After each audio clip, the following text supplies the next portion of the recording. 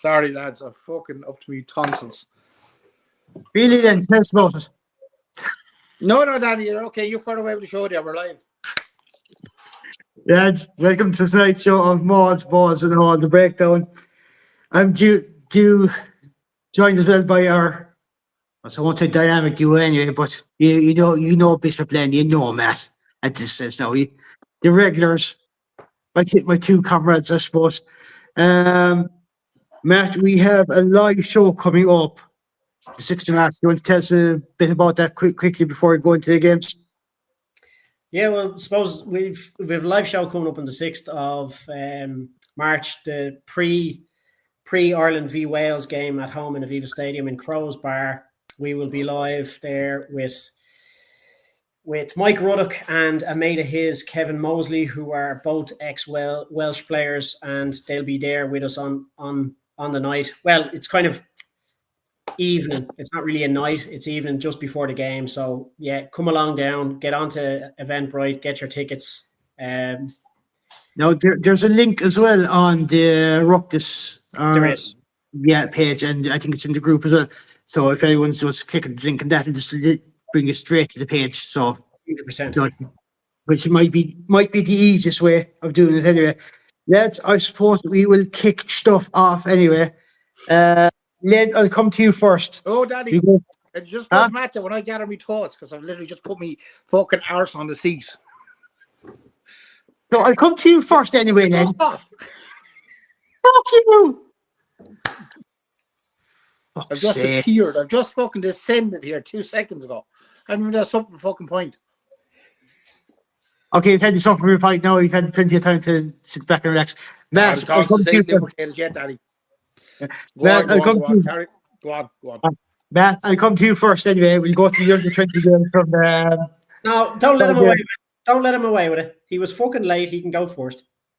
All right. Since it's only fair. I'll go first. Right, Len, since you've been a drama queen about us. Oh, yeah. Yeah. Typical Kenny man behaviour. Pulling his hair out again. I'm out of here. One more fucking Kenny time and I'm out of here. Go on. We'll go to Friday night's game first between the under 20s. Ireland winning that one 31-21. Do you see any of that match now, Len? So all of it. Fucking cracker. Absolute cracker. Yeah. Only for what transpired in Twickenham the following day. That would have been the game of the weekend. And we thought, like most of us thought, it probably was going to be the game of the weekend because, we didn't expect what happened the following day. It was brilliant. It was just end to end. There was no quarter given. Ireland was just fucking fantastic. Those lads, it's hard to believe it's another 20s team. Yeah. Because team is the operative word. They just played for each other. It was the guys that came off the bench, the guys that started. Every last man jack of them were fucking fantastic. Brilliant. I mean, it was just helter-skelter stuff. Lee Fitzpatrick got, it was about 7-8 minutes in. He got to try Tom Woods with the extras. That was 7-0 up. And then England hit back. It was 7-0. And then before you know it, England strike again. And it's 14-17. And you kind of think, okay, these guys are going to dig in now because there was an awful lot on the line for England. You have to remember, England had a Grand Slam on their sights. Not any longer, they don't.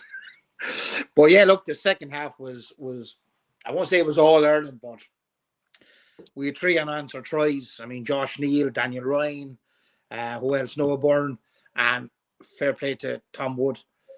Yeah. Nailed all 3 conversions. No matter what angle they were at. He was, I think I said on the day in our own group, that I might need to give the senior lads some kicking lessons because he's fucking unreal. He is absolutely fantastic. That's Charlie O'Shea penalty. It's just folks. Yeah, look, that Charlie O'Shea, that was later on. You look it, halfway line, not a morgue on him. Yeah, look at it, and he's not a big guy. Do you know what I mean? But he's not a big guy.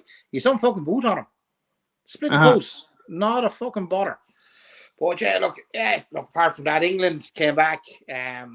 Was about 10 minutes to go. They got one, and like at that stage, it was 28-14, and it was all it was rosy. And then, as you said, Charlie O'Shea, they got one back. They got 7 points, England.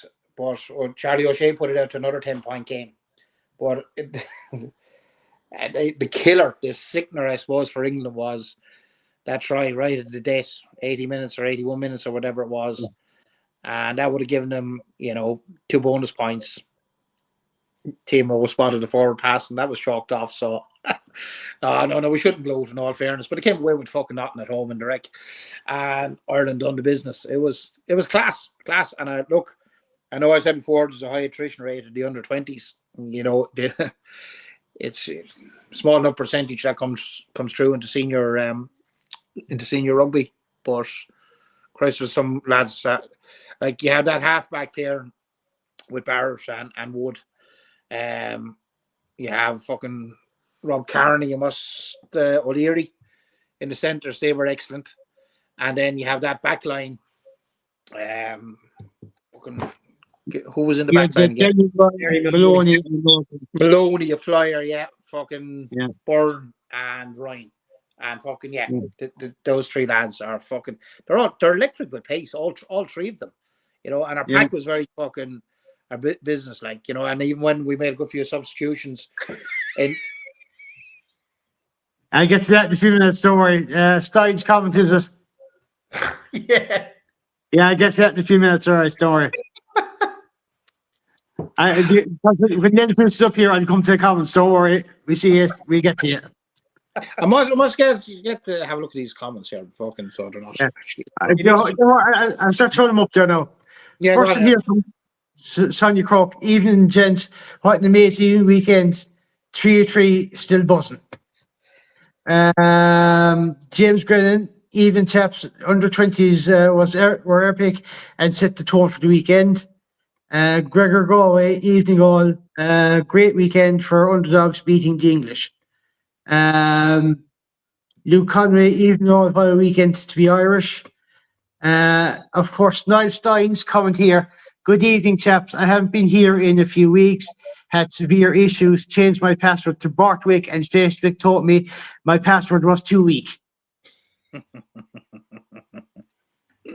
a few more comments I want to get here through here as well. Anyway, I'll go over to Matt. Did anyone hear the boos when the England 4 try was chalked off? Read the under-20s. I heard a few. Yeah. There was a few, there was a few boos, all right. Yeah, but to be honest, what's it now? We have Pauline Boland here as well. Under-20s, a great game. Tom Wood, fantastic. Nailed all his kicks. Derry Maloney is a flyer too. Yeah, he's unreal. He's so quick, yeah. Joe Lyons, Josh Neal, just next level engine of Byrne. Aggression of Levy and Palm and sides of Bull. Yeah. Absolutely. Might need to be capped, though, lads. He might need to be capped. Apparently, South Africans are looking at him. Yeah. So might have to be looked at there, right? Mike Sheedy, Ireland under-20 team, great game, teamwork. Also, Ireland had another out half. Ireland and Munster, 2 upcoming players. Yep.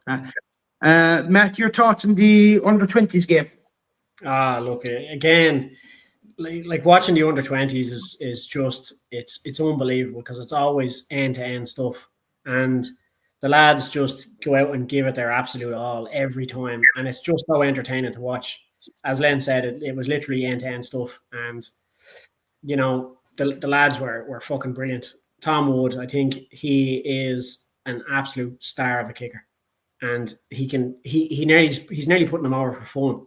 And as Len said, like he should get into that camp and fucking team up with Crowley and Prendergast, because he might fucking teach them a thing or two. But he's an unbelievable player. But it's not even that; it's his awareness and his tackling ability as well. He reads the game so well, and he tackles like a fucking freight train. It's no wonder his dad is who he is, because he definitely didn't lick that off a rock. Like fucking hell, he's just unbelievably strong. And as my mum said, look, Derry Maloney, an absolute flyer. And these are the pacey wingers we need in our back three.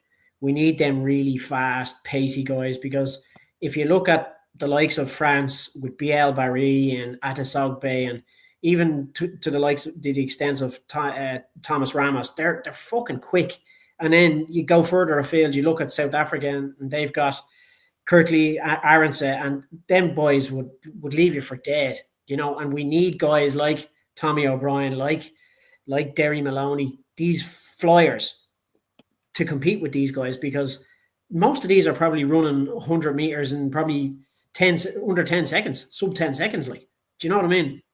But look, it was so entertaining. The tries were taken really well. They were really good work tries. Noah Byrne, fantastic player. I'm pretty much saying what Len has already said, but he was up first. But look, even that O'Connell lad, was he number 8? Back row anyway. Fucking unbelievable player. Like, I couldn't fault any of them.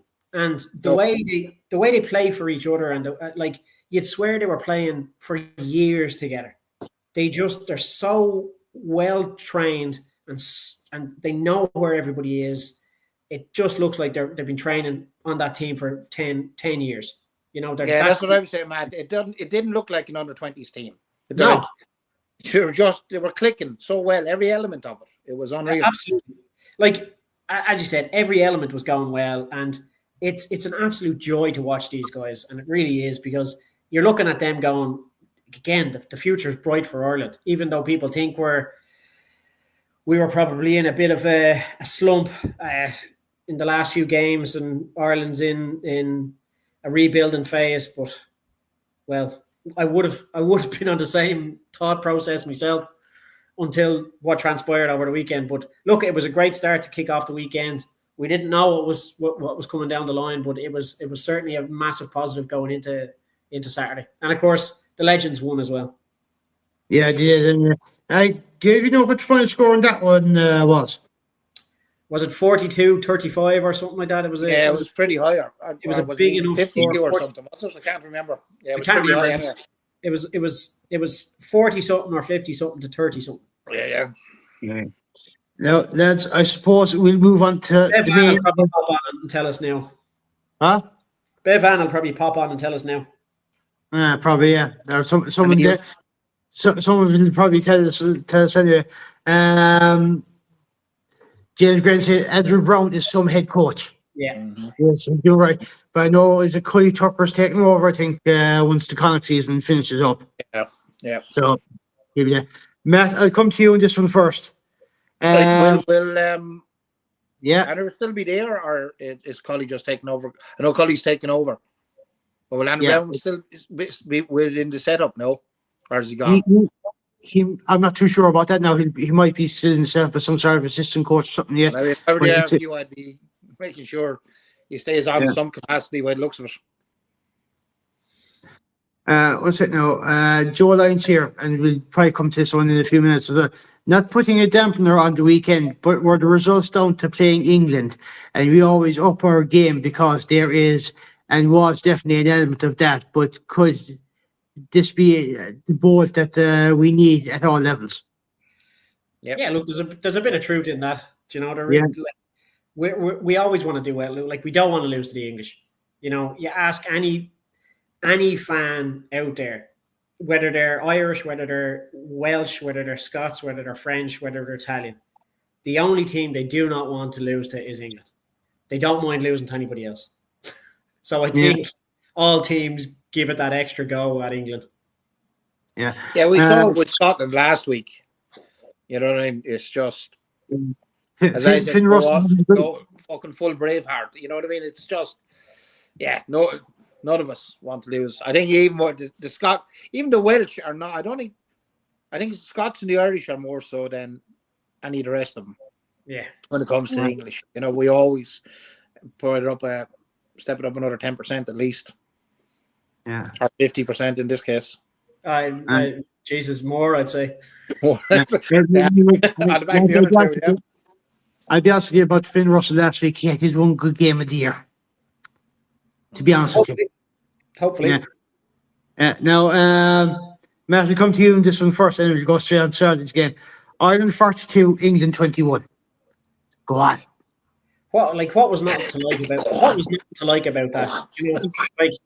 Like I did say on Thursday night that or I think it was Wednesday night. It was Wednesday night because there was fucking a show on Monday. There was a show on Wednesday. There's a show on Thursday. I think it was Wednesday night. That I said, look, England are a dangerous team, especially when they've lost in such a manner that they did to Scotland.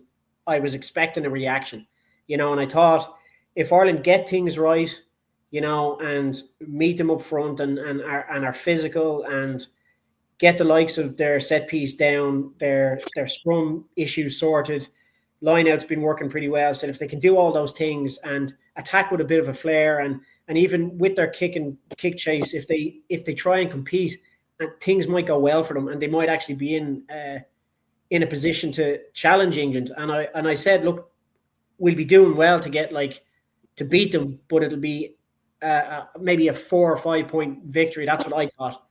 I was not expecting what happened. We just shot out of the blocks early, and I don't think England could ever catch us. We were clinical. We were physical up front. It was signs of Ireland from the past where they were doing that loop around pass off a ruck when a player would run around the scrum half and they'd pop it up. They were enjoying their rugby. It was a joy to watch. And I'm only raging that they didn't do that 2 weeks ago against France, because that team would have put France in a really bad fucking spot.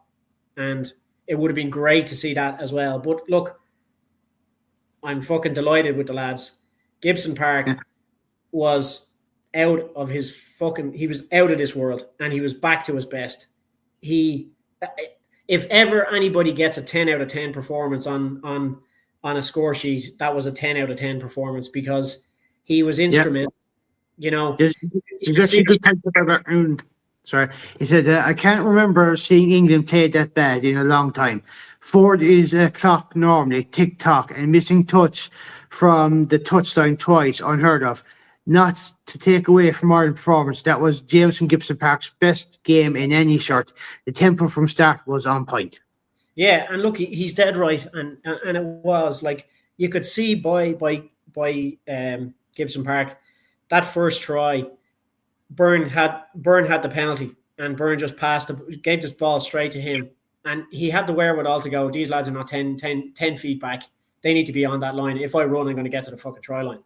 And like that he did, and it was just clinical. Then from then on, he was instrumental in the next try. I think it was Balakoon's try where he was actually tackled at the ruck, but still managed to get away and get the ball to Balakoon, who had a run-in try.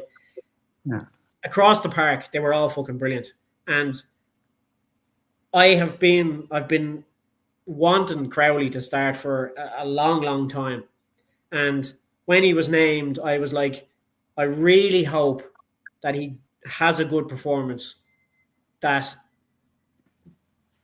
it warrants the expectation that was upon him, because people were going, you have to start Crowley. Sam isn't doing it, blah, blah, blah. And no disrespect to Sam, it just wasn't clicking for him. What I didn't want to happen was for Crowley to mess it up and then everybody switch their focus and attack him online, which would have been absolutely fucking brutal. And that's exactly the way it would have gone. Well, it would happen, yeah. And it would have. But he had a brilliant game, and I think that was one of his best games as well. Even for Munster, he was outstanding. I'd probably give him nearly 9.5 out of 10. There was very little he did wrong, but it wasn't that perfect game that you'd give Gibson Park the extra. Yeah. Do you know what I mean? But Gibson Park was like I actually mentioned on the group literally straight after the match. I actually said this before any ratings came out, and I said, look, prior any ratings coming out from any of the pundits or whatever, but there wasn't a man on that pitch that was less than a 7 or an 8. No, actually, yeah, I was kind of giving everybody.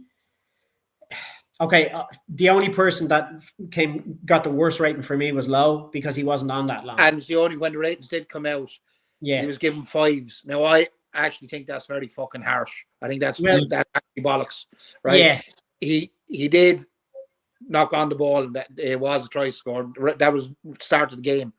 But fuck it, there's nobody on the pitch. Didn't make some small mistake, but overall they were fucking fantastic. So to give 7s, 8s, and 9s across the board and give one guy a 5, I think it's kind of shitty, to be honest with you. Look, it's understandable because he didn't play the whole game, but unfortunately he came off with injury, so unfortunately, it looks like his Six Nations is done now because hopefully that's not the case. But look, I mean, it was 22-0 up at one point, and I was like, this is just unbelievable, and especially to do something like that in Twickenham, which is we were holding our fucking breath. We were fucking blue. Yeah. Oh, listen, absolutely. I don't want to fucking breathe here. You know, England came through a purple patch, got a try there at the end of the first half, and I kind of said, if we can get out in the second half and just get one more score, that'll be the seeds of doubt firmly planted in England's head, and it'll mess them. And then what happened? 2 minutes into the second half, Dan Sheehan gets a try, and again, like Dan Sheehan had been quiet against Italy and against France, and then he comes out with that big game play as well. And what about Big Stu? What about him? Like, for me, he was probably 9.5, borderline 10 as well. He was fucking phenomenal. Again, he's chased down with Smith. He's chased down with Marcus Smith. I was looking at that again, right? He actually came from a fair bit back, but also like before Crowley passed that ball, if Marcus Smith hadn't have intercepted that was a try. We had a 2-man overlap. Yeah, we did, yeah. And that would have been fucking 50. That would have been 49 with a kick to come, 51. And it could have been easily. That game, like, the margins are so close with a little intercept like that. Now, I know they didn't score from the intercept, but they scored soon after that. Yeah, but we would have, had it not been, we would have. It might have changed the whole dynamic of that last 5, 6 minutes of the game. But it could have been fucking 51-14. That's what it could have ended up at. And, like, I was kind of wary. You know, England are that team that can just come out in the second half and just blow you out of the water. And I was just, the fact that they got that first score just really kind of put to bed that this Ireland team were going to make them guys work for it. And then with the likes of Big Stu chasing down, and he was interviewed after it, and he said he didn't think he was going to catch him. And halfway through running back, he said, hang on, I've got a fucking chance here. And all of a sudden, on top of him, he barreled him into touch. But even looking at it, right, you had Rob Balakoon, you had Kieran Frawley. There was no English player there. Even if he wasn't barreled into touch, he'd have lost the ball anyway, because he would have ended up giving away a penalty for holding on. Do you know, like, when you see that hunger and that determination to get back to prevent a try being scored like that, just shows the mental capacity of that team on that day and on that field. They didn't want to give Anton away. And it really showed. For me, it was one of the best performances I've seen in the last year out of an Ireland team. It was year and a half probably. Yeah, absolutely. It was fucking fantastic. And then of course Jamie Osborne, unlucky, gets his yellow card and then comes on and fucking gets the final try. Like, and to be fair, he had a lot of work to do as well, but Jesus Christ, unbelievable. It was just, you know, what got me was before the game, you saw the likes of Ben Youngs and his brother Tom Youngs and Chris Robshaw, and there was a couple of other England legends there, and they all said England were going to win, and some of them had kind of the scores really close. I like them, Matt. It's not like the English to pick themselves up before the game. But some fella actually said England were going to beat Ireland 31-12, and I was just like, do you know what? You're going to fucking eat them words.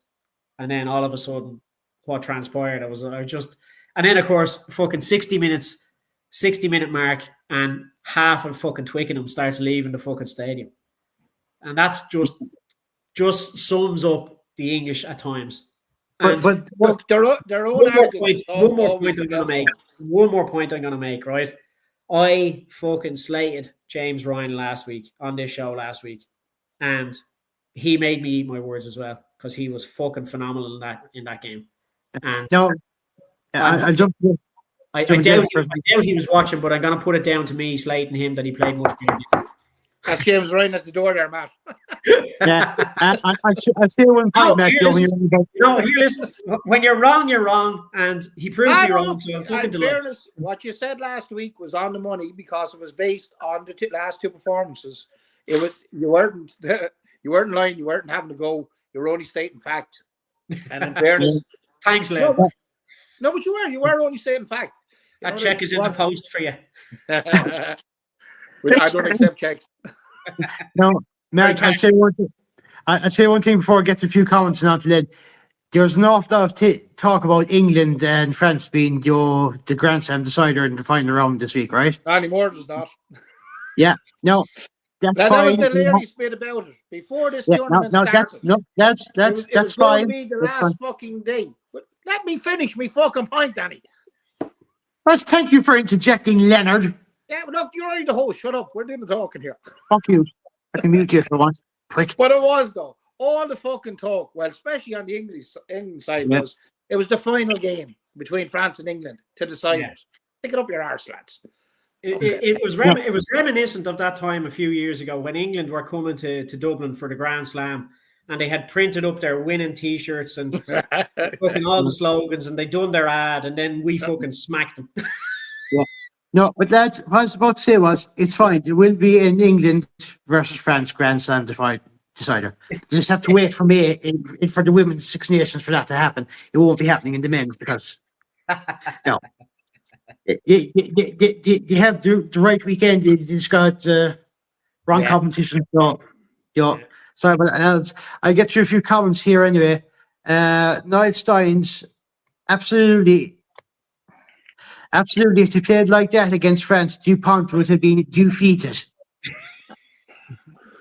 100%. That sounds like a James Brennan special. At least Niall Steins.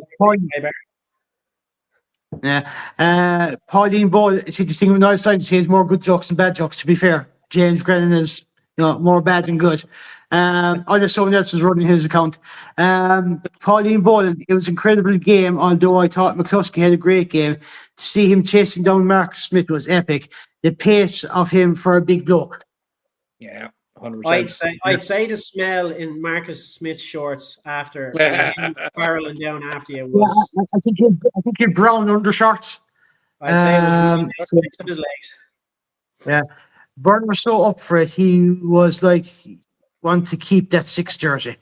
Yeah, I'd say there's a bit of competition now in places. All right, there's been a bit of a pick up the hole for a couple of lads here and there. Anyway, what's it there now? Even Josh Van de Flyer played a great game, and he was missing last week. Do you know? Yeah. Joe Lyons here. Taking the pens when we were 20 plus ahead was something that we should have been doing for years. Building the scoreboard is what wins knockout rugby. Not taking a chance going to the corner. 100%. It was great to see that because we were comfortable. There was no. It was just put it just even further apart, further in the distance for England to not have to think, okay, shit, if we get one try, we're back in this. They got to try, and we have the 6 points there. Do you know what I mean? So it's psychological, Matt. You know it is. I mean? It is. That one try that we have to we need 2. You know what I mean? It is. Yeah, absolutely. But it's not just that. If they give away kickable penalties, and you have a team that will kick penalty after penalty after penalty, they can realise we can't be giving those kicks away. We have to be more conservative. He puts that down into their head as well. How quickly 3 points builds up, like 4 penalties, 9, 10, 12 points, like it just builds up so quickly. I mean, like if they give away 3 kickable penalties, that's 9 points converted. They need 2 tries, or at least convert a try penalty to get back into a lead. So that's when. But it was great to see it. But just another thing just popped into my head there. Jack Crowley, right? His voice on the pitch is just class. I think he gave Lockman an absolute fucking bollocking for the forward pass. Yeah, he did. We were talking last week, Matt, about leaders on the pitch. Somebody that'll fucking give a teammate a fucking bollocking there and then, not later on. Yeah. And now, if you watch him for Munster, he has no fear of doing that. He will take whole lads to task the whole time on the pitch, and he'll fucking shout instructions and fucking pull lads back in from the wings and stuff like that. So yeah, and I was delighted to see him doing it in a big game. I was absolutely delighted to see him do it because, like we had spoken before, they're just lacking that voice, that commanding figure, like your Peter O'Mahony barking orders on the pitch, or Johnny Sexton screaming and shouting. You're missing that, and it's not taught. It's just something that's inside you that you just need to do, and the whole team benefits from it. Now, I'm sure Lockman went over after the match and gave him a slap in the head, going, "Don't you ever talk to me again." Little bollocks. But you know what I mean. I think he's here for Palace. No, but like in the heat of battle, when you're in a game like that, you don't mind taking that bollocking, because it might just go, right, fuck it, he's right. I'm not fucking doing that shit anymore. And it doesn't matter who it comes from, whether it's a back to a forward or a forward to a back. It's that mutual respect to go, he's giving out to me because I'm not performing for my team. Now I need to give something back. Do you know? Yeah. And it's great to see it. I was delighted that he did it. Yeah. Actually, just on Lockman, I have to say, Lockman has surprised me. Like, I've seen him fucking over the years. He's a good, solid player. But he is actually stepped, like, from a guy that would be so far down the pecking order at Loosehead, he has upped his game. Massively. Like, now maybe it's different coaching he's getting within the Ireland camp.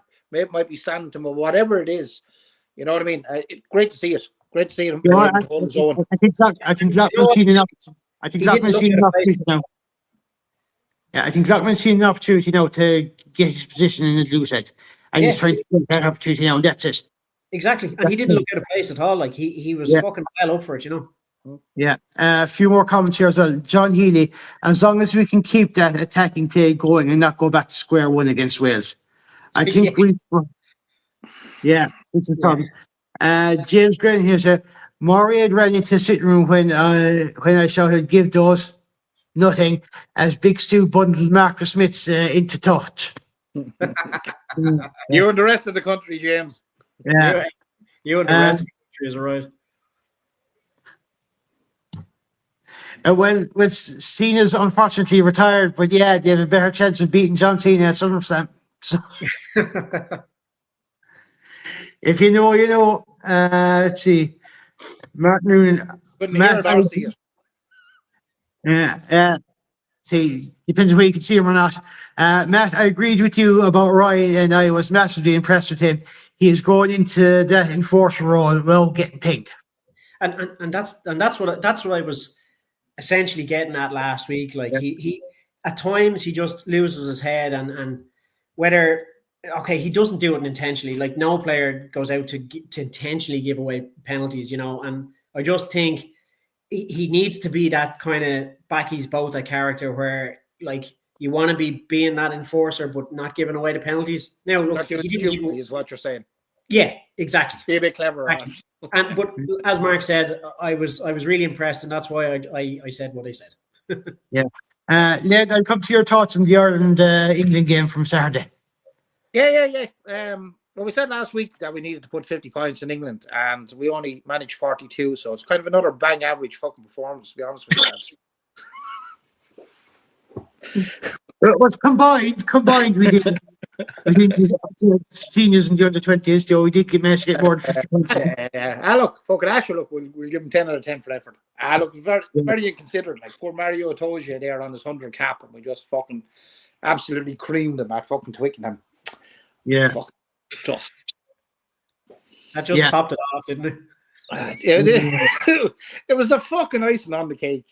You know, they were, look, I know everybody's saying that, and it was a very, very poor fucking performance from England. It really, really was, for the talent they had on that pitch. Even like what came to mind was Ford, 2 penalties, and the first 2 we missed touch with fucking both of them. Like, one, we were giving out about Jack missing the one last week. He missed 2 in a fucking row at a time when they fucking needed it. And then let's be honest, it's very unlike him. It is unlike him, but they were rattled. That's why, you know, they were completely fucking rattled, and that didn't help. and then the ironic cheer then when he managed to get the third one. It was fucking brilliant. I think most of the cheers were from the Irish crowd. Actually, I'm just going to I put. think I was going to say the opposite. I think the fucking English crowd were just so fucking pissed off. I think they were fucking cheering as well. I just want to make a point, right, to all the people that travelled to fucking Twickenham. That was that's the way Aviva Stadium should be every weekend. Yeah. You mentioned that on the group actually. Unbelievable. It was actually fucking hopping.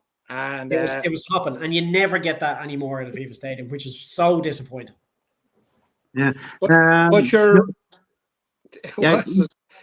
We only heard swing low was when they went the whole game, and I think it was fucking Lawrence scored a try, and the crowd broke out into swing low sweet chariot, and it literally lasted about 2 minutes because Doris fucking dug into a fucking ruck and got a turnover, and that was the end of that. They only had they fucking got the first fucking 8 lines out and went. It may as well have been a home game. Yeah. Yeah. There's a nice here by Niall Steins. He says, when the crowd was singing Swing Low, Sweet Chariot, it was apparently all the Irish crowd singing it. I love that. That's top tier shithousery. I'm here for it. Wish I was there for that. Yeah. But what I was saying to you as well, and I said this into a group chat as well, the atmosphere at the under-20s and the women's game seems to be better than the men's when they're at Leinster Road. Why, is there any reason for it? Aren't going to the fucking women's game or the influencers. That's as simple as fucking that. Yeah. You weren't finished. I interrupted you there. Sorry. No, you're grand. You're grand. Well, look. Matt kind of fucking covered it. It was just man for fucking man. Everyone James Gibson Park was on fire. Now, I don't know if it's a coincidence, but he was dropped for Casey last week, and he, by his own admission, he went to the coaches and said, "What am I lacking? What do I need to do to start the next game?" He said this, right? Oh, really? Yeah. I can't remember where I heard it. It was one of the pundits were. Yeah, one of the pundits were covered it on. I can't remember what it was fucking on, but he said he went to the coaches and said, "Look, what do I need to do?" And whatever he needed to do, he was slotted in, and by Jesus, did he reward him with a fucking performance. And I think, really, right, without getting too deep into this, I think we need more of that. You know what I mean? We need this whole fucking thing of owning the jersey. It's not good for the team, and I'm not reading this in a derogatory way towards Leinster because they've been producing the players at the highest level for a long time, but you still need competition for a jersey. You just have to look. Let's be honest. If Aki was fit and Henshaw was fit, was Stu McCluskey been playing there or at the weekend? Probably not. No. He might have been on the bench. And he was one of the fucking, again, he was one of our best players. He was another fucking contender for man of the match. And so we do really need to fucking keep these guys on their fucking toes. Because otherwise it gets stale. But then again, fucking prior to the match, I think fucking Andy Farrell needs to be investigated for fucking witchcraft or something along those fucking lines, because it announced the 5-3 fucking split, and we were all scratching our heads going, fucking no cover at lock, and he's bringing in fucking Tommy O'Brien. You know, how does this make any fucking sense? Nobody could see the sense in it. And lo and behold, fucking Lowe gets fucking injured. Off comes Lowe. In comes Tommy. You like fucking, he's a crystal fucking ball. And fucking Tommy has a fucking stormer of a fucking game. Absolutely. You know what I mean? We didn't need an extra lock. We all thought we did beforehand, going, what the fuck's he at? Right? So I have to hand it to fucking Farrell. I'm telling you, I'd love to know his fucking lotters numbers for fucking next week. It was fucking unbelievable. I tell you what, then, Joe Livingston there said it's Keane Tracy of Gindo that said that. I suppose that was the whole Gibson Park situation anyway. But I can see. Tracy, I knew somebody has said it, but like it's on record anyway that he did go to the coaches. But look, Yeah. he wasn't the only one that upped his game. Joe McCarthy had a fucking horrendous game against France. Yeah. He wasn't a hell of a lot better against Italy. He had a fucking fantastic game. He was a fucking menace at the fucking breakdown. He was a menace in the... His turnover at the line-out was fucking unbelievable. That's what I just say. He had a menace at the breakdown. He was a menace in the line-out. He was just a fucking menace all day long. He was just tormenting the fuck at him. And like you could see the frustration fucking in the English. They're like, they couldn't. And like Josh Van der Fleer giving was it Josh fucking Twas? That fucking break from the fucking 22. He ran about fucking 45 yards. Fucking giving fucking Ellis fucking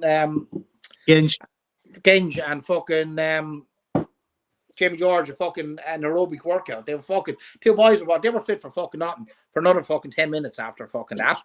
It was just I didn't take a fucking puff of wind out of fucking Van der Fleer. It was fucking brilliant. Like you couldn't. It was they played much as we said about the under-20s. They were a team. They were playing for each other. As Matt said, maybe, they were also the added fucking extra that it was the fucking Brits that we were fucking playing. But look, no matter what, we were very critical of them after the French game, and rightly so. We called it as we saw it. You know what I mean? We got out of jail against Italy. That could have gone the other way, but chalk and cheese from those two performances to the one in Twickenham. Yeah, James here says, and you haven't even mentioned Rob Bancoon yet. Another 9.5 out of 10 performance. I mentioned. You did, man. I'm pretty sure you mentioned him right a few times in your review of it. To be honest with you, I did. Listening. Well, I think I was saying to James Grennan, we were one of the lads in the group. Actually, it was Joe Lyons, I think, where we're slagging, and I was saying we could be very grateful for those Ulster lads further down the line because fucking McCluskey has been a revelation. He's not a revelation. He's not anybody that has been watching the URC and watching Ulster. He's always played like that. You know what I mean? He's fucking value for money. I will say he has been unlucky with injury at times. Yeah, he has. He's always Ireland. Yeah, both of them. But like the two of them, 100% deserve their place in the team against Wales. 100%. And the tackling the defense of Balakoon for a fucking winger is ridiculous. Yeah, he's another one of these lads tackles like an absolute freight train. Yes, like he's playing like a fucking centre. When he's not on the fucking wings, he's not fucking getting ball and he's not fucking hearing down the line. He's in the middle of fucking everything. Quick. Yeah. Fucking fast out. Brilliant. And then fucking Timney comes on and he's like a fucking greased pig. You can't catch him. You can't fucking hold on to him. Like he is one of those guys on the bench that he's gonna come on and wreak absolute havoc. And again, it's like putting Bundy Aki on the bench. He's the type of guy, the type of player that will get you back into a team or get you back into a match if you're behind, or he'll come on and see out the game. Fucking great player. Yeah. I don't know. It's not a full fucking step. Like at one stage there, we were in the fucking 10-meter English 10-meter channel, and he got the ball. There was 3 fucking defenders, and like I say, he's like a fucking greased pig. It's just a little fucking a swerve without even stepping. It's a swerve, and he just manages to fucking. His power is on fucking believable, and his leg drive. You know what I mean? Just he's fucking brilliant. Like these, we should have been seeing more of these guys. It got very very fucking stale. The team for a long time, as we said, you could name the team with your eyes closed on a Tuesday who was going to start on a Saturday. We need to see that. Like, I think fucking Farrell needs to be picking on form. And look, I've said this before as well. Central contracts have a lot to do with it because here for you are paying the bigger bucks to the guys on the central contracts, so they expect to see him on pitch. So 100%. The central contracts it's a double-edged sword really because it keeps players here in Ireland and they deserve to be looked after. The guys at the top of their game, but on the other side of it, it shuts down the door for guys that are on form and maybe deserve a more than maybe just coming off the fucking bench. I'd love to see more rotation. Definitely. Now, there's a good comment here by Gibson Park, and I listen to your question as well. Does Gibson Park have a problem with consistency? Worst player against France, best player against England. Do you think, lads, that the fact there is no probably enough competition in places and enough depth in certain areas, and to see other places opening up, that lads have to be on top of their game more often than not to keep the journey now? Didn't Len allude to that? What Yeah. Dave was saying there? He went off, was dropped against Italy, and he went to the management and said, "What do I need to do to get back into the team?" So he's definitely, obviously, lost a bit of consistency in his form, but went away, took the game out, went to the coaches and said, "What do I need to do to get back in?" And then all of a sudden, you see that performance. So let's see if he gets picked against Wales, how he performs then, and then we'll know whether it's a consistency issue or not. Yeah. He even alluded to it in the post-match interview. He said, "Look, I was dropped from the previous game, and I'm actually very competitive." He made a fucking point. Yeah. So it just goes to show this fucking competition for the jersey is good and it's healthy. If it has that effect on Jameson Gibson Park, it has to do the same across the board. Yeah, but now what I'd love to see now is I'd love to see Sam being picked for the next game to see what sort of form he comes back in. Yeah. Because if Gibson Park can do it, to take that match out to go, right, need to reassess, need to find out what I need to do. And if Sam does the same thing and we see a reaction, then happy fucking days. But it'll just go to show then they need to be rotating them slightly more, giving the guys on the fringes a little bit more chance, even if they're on in the 23, get them starting, shift the player that's normally starting onto the bench. It's a win-win situation. Yeah, we see the only real rotation we've had really is at fucking 10 up to now. Exactly. It's not good which isn't the fuck enough. And the amount of fucking rotation and the way it's been done has been shite, you know what I mean?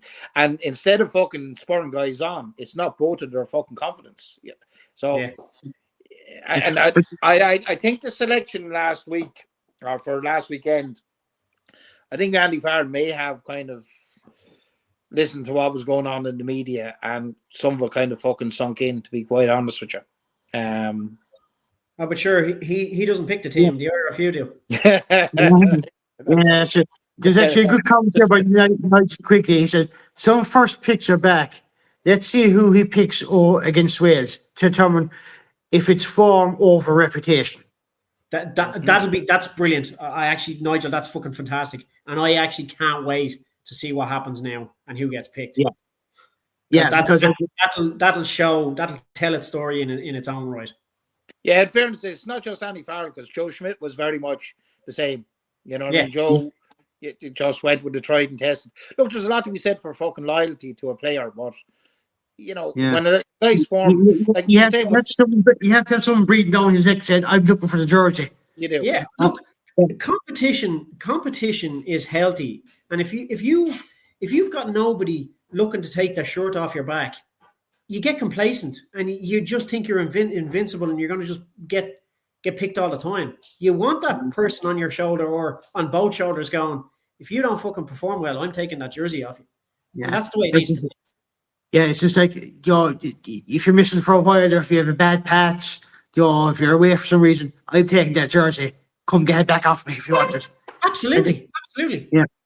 If you ask any of them players, like, just a question off the pitch to go, right, what would you prefer? Would you prefer, if you weren't playing or you weren't performing to your best, would you prefer to be picked, or would you prefer to give somebody else a shout? If they truly think about the team, they'll go, I'm not feeling right, pick somebody else. And that's the way they would go, I'd say. It was Ringrose, wasn't it, that fucking deemed himself unfit on the Lions tour? Yeah, he did. He held his hand up and said, "No, I'm not right." And I thought that was fucking. But that's the way it should be. That's some sacrifice to make. Like, a player shouldn't go onto the pitch if he doesn't think he's going to be able to do a job. Do you know, if he thinks he's going to be a liability to the team, whether he's not feeling right or whether he has a niggle or whatever, he like the fact that Gary did it in the first instance was a massive thing. You know, there's not many players who do it in that no, situation. but You know what they I mean? want to do is they want the team to win. And if it's best for the team that I step aside because I don't feel I'm 100% fit, then that's what I need to do, because you need to get somebody else in there that is 100% fit and ready to go. Yeah, there's no Sure, good look, here. didn't Piardi do it? I forgot about Yeah. In fairness, I fucking hear lads, I'm out here. again. And now, in fairness, I thought he had a good game up to that, apart from that fucking stupid decision. Do you remember when Gibson Park was away for the try, and he blew the fucking whistle, called it back because of the mid-air collision with fucking Tommy O'Brien and Freddie Stewart. That should have been a try. I mean, that was the only fucking stupid thing he done during the game, because, in all fairness, he should have let play go on, let Gibson Park score the try, let the TMO review the mid-air collision, which I thought it was fucking ridiculous, to be quite fucking honest with you. It was a 50-50 job. It was a 50-50 fucking ball. But like, they deemed it a penalty against O'Brien. Whatever. Yeah. You're right, and I did forget about that. That was a mad decision. Yeah. Let's supposed to move on there now in a minute. Anyway, there's just two more results I want to give a mention to. The Wolfhounds lost in the Celtic Challenge to Brighton, their Welsh counterparts, 14-0 over the weekend in one of Saturday's matches. The Clovers actually won their match 31-7 to Edinburgh. There's two more matches in the Celtic Challenge coming up this weekend as well. You've got Gwalior hosting the Wolfhounds, and you've got that's on at what? Oh, for fuck's sake! 28th of March, which is what, 5 days away. You've got Gwalior Lightning hosting the Wolfhounds at 1 o'clock. At the same time, 28th of March. You're on a different calendar. 28th February, sorry. 28th February. At 1 o'clock, you got Gwalior hosting the Wolfhounds. At the exact same time, you've got Edinburgh hosting the Clovers. I fucking hate that shit. Yeah, it's a pain in the fucking arse. I fucking hate it. Yeah, you're in there, to be honest with you, it's catching one match over the other, and I wouldn't mind, but a 1 o'clock kickoff is actually handy enough all the time. But lads, we're back to the URC this week. What's it now? Is it working out? Fuck it, they could have had two matches at different times, because the first Irish province isn't on 3 o'clock. They could have had one on on Saturday, the other one on a Sunday. Well, Leinster are playing Friday night, no? Yeah, they are playing Friday night, but like you could have had, let's say, the Wolverhampton Clovers on it, let's say 12 or 1 o'clock on Saturday, and keep their match on Sunday. You know what I mean? Yeah, absolutely. This question, we want a weekend of rugby, lads. You want to be able to watch all the Irish teams. Come on. Yeah. Forget this kind of fucking session thing. Yeah. Lads, we'll go back to the URC. Matt, I'll come to you for this one first. Cardiff hosting Leinster. How do you see that one going? Leinster will probably win that. Then Cardiff or Leinster? Cardiff at home. Cardiff, or sorry, Leinster. 1 second now. Then you would make a great pundit in a Madagascar game. Madagascar? Probably right, yeah. Okay. Who's that one? Oh, is he one of the fucking? No, he's not one of the Penguins. He's another one. He's some kind of king lad and stuff like that. There, he's very funny, I think. Let's see. Jeez, where are we up next? Connacht at home to Glasgow. Len, who do you see win that one? Connacht. Matt? Tough game, but that'll be a tough game, but I would expect Connacht to come away with a win there. Yeah, well, look, like Glasgow have a lot of players away for international duty. They'll be in camp, so they won't be fucking playing. So I'm going to go with Connacht to have. I think they're getting their shit together. under Lancaster. So I'm going to go for a Connacht. Tough, but it'll be hopefully a Connacht win. Yeah. Len, Munster entertaining Zebra.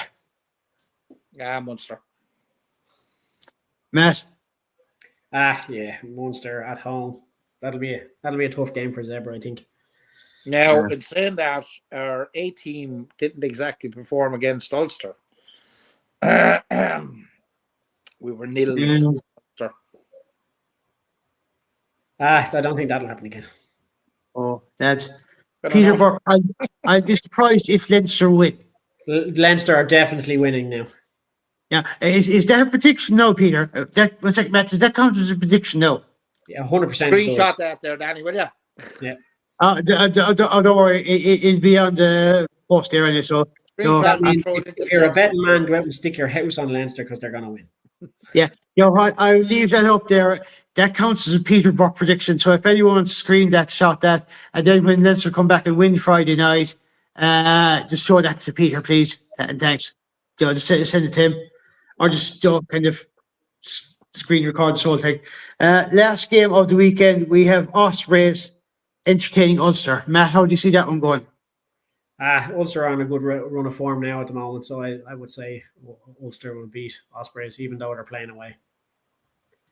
Then Ospreys or Ulster? I'm going to go Ulster. We'll go for a clean sweep of the Irish provinces this weekend. Yeah. I suppose I'll ask you this one, lads. Your predictions on the Celtic Challenge games, Gwalior and Wolfhounds. Matt?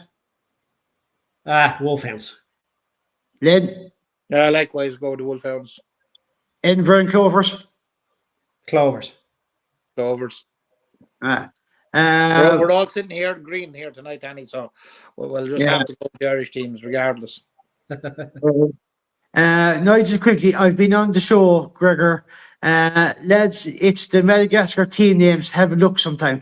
I know the picture you're on about. I know I've seen that screenshot of the other Madagascar rugby team. If you ever check it out, Henry, just try to pronounce some of the names there. Is this Madagascar, the kids film, or Madagascar, the actual rugby team? The rugby team, Madagascar. The actual rugby team. I'll try to find that sometime.